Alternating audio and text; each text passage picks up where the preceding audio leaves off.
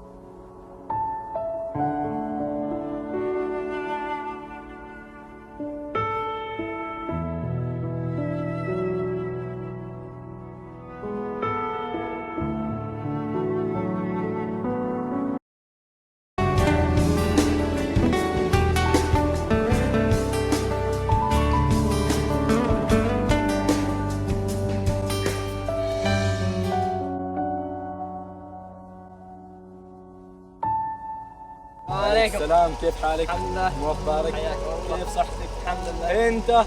موجود بس رحنا نكمل دراستنا. كملت دراسة؟ ايه ما شاء الله. واشتغلت ولا ايش؟ ايه اشتغلنا تو مدير شركة. مدير شركة ما شاء الله. ايه انت تو. انا ما اشتغلت مكان، بعدني احرس الجيش يطلع اسمي. خلا اقولك تشتغل معي في الشركة. احسنت، ما ابغى في شركة، ابغى في الجيش. خلا يا رجال. احسنت، ما ابغى اشتغل. زين انا بروح عني، اذا يوم تبغى تشتغل شيء اتصل بي. ان شاء الله بتصل يلا. بك ان شاء الله. يلا حياك، موفق ان شاء الله.